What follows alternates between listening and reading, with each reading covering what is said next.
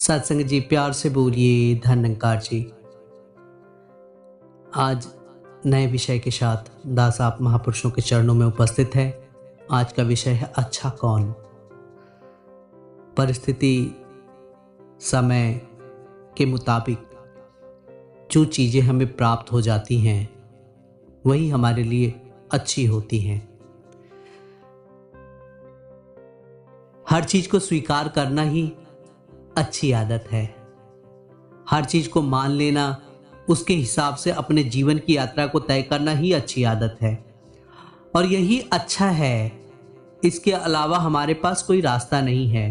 अगर हम बुराई के साथ या बुरे परिस्थितियों में अपने आप को परेशान करते हैं तो हम अपने आप को ही दुखी करेंगे। इससे हम खुशहाल नहीं हो सकते, आनंदित नहीं हो सकते। हमेशा ही इस बात का हमें ध्यान रखना पड़ेगा कि परमात्मा जो करते हैं वो अच्छा ही करते हैं। परमात्मा जो परम पिता हैं, जो संसार के मालिक हैं, कण कण के वासी हैं, वो कभी बुरा नहीं करते। हाँ, बुरा हमारी सोच में है कि हम उस परिस्थिति को बुरा समझ लेते हैं कि ये हमारे साथ बुरा हुआ, लेकिन ना, जो भी होता है अच्छा होता है, अच्छे के लिए होता है। सत्संगत, एक बार की बात है, राजा आखेट के लिए निकले और मंत्री भी साथ में थे। सत्संगत, राजा का अस्त्र से उंगली कट गया। मंत्री ने कहा, राजन बहुत अच्छा हुआ, परमात्मा जो करते हैं अच्छा करते हैं।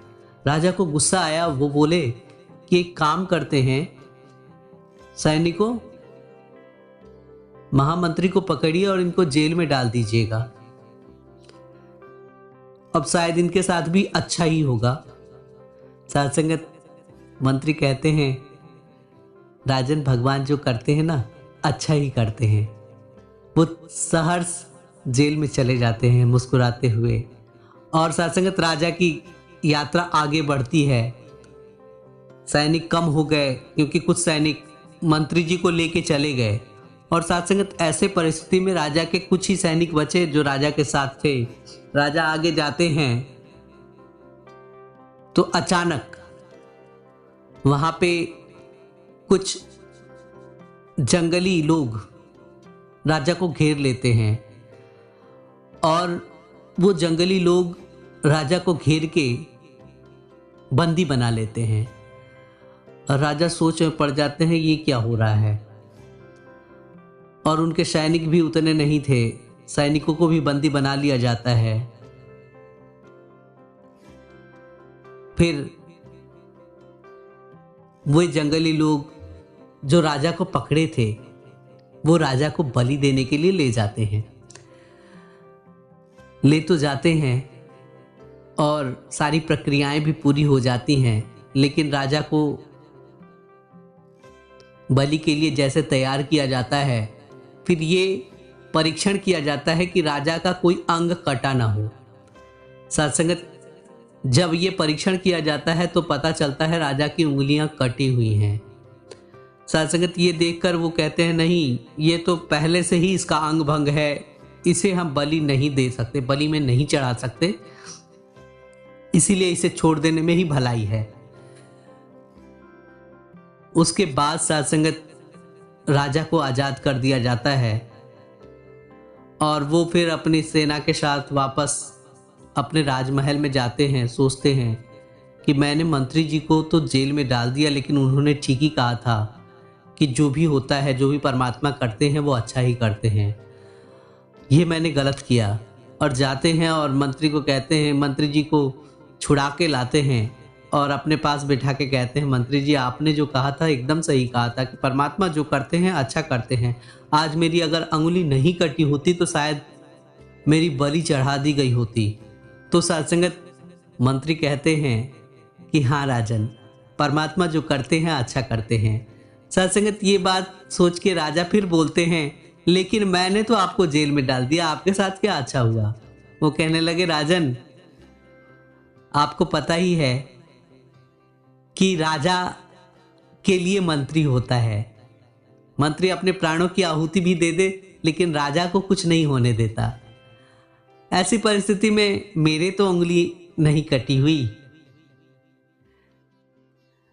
और जब मेरी उंगली नहीं कटी हुई थी तो ऐसी परिस्थिति में शायद मुझे बलि पे चढ़ा दिया जाता, मेरी हत्या कर दी जाती। इसलिए परमात्मा ने जो भी किया अच्छा किया। राजा मंत्री की बात को सुन के ताजुब में आए और कहने लगे कि सच में परमात्मा जो करते हैं अच्छा करते हैं। जीवन की हर परिस्थिति को अगर हम साथ संगत सहर्ष स्वीकार करें तो जीवन की बहुत सारी दुविधाएं, दुख, पीड़ा और कष्ट स्वतः ही कम महसूस होने लगती हैं। इसके साथ साथ अच्छा कौन, जब तेज भूख लगी हो और एक सूखी रोटी देने वाला मिल जाए तो वो अच्छा। जब बहुत तेज नींद आ रही हो और एक मेज मिल जाए या एक टेबल, एक चौकी मिल जाए जिस पे सोया जा सके, वो चौकी अच्छी। साथ संगत बहुत प्यास लगी हो तो नदी का पानी भी मिल जाए तो वो भी अच्छा। परिस्थिति के अनुसार जिस चीज की उपस्थिति होनी चाहिए वो चीज मिल जाए तो अच्छा। साथ संगत इसी तरह से एक बार की बात है, कहीं पे पिता एक मोटी लकड़ी का गट्ठर सर पे रख के ला रहा था और इस दौरान पिता अपने घर के कुछ करीब पहुंच ही गया था। साथ संगत पिता देखता है कि सामने से उसका बेटा आ रहा है। पिता का मन बहुत खुश होता है और साथ संगत बेटा भी ऐसा था। बेटा जाता है, बोलता है पिताजी आप ये लकड़ी का गट्ठर मेरे सर पे रख दीजिए। पिता वो लकड़ी का गट्ठर तो बहुत दूर से ला ही रहा था, अब वो लकड़ी का गट्ठर अपने बेटे के सर पे दे देता है।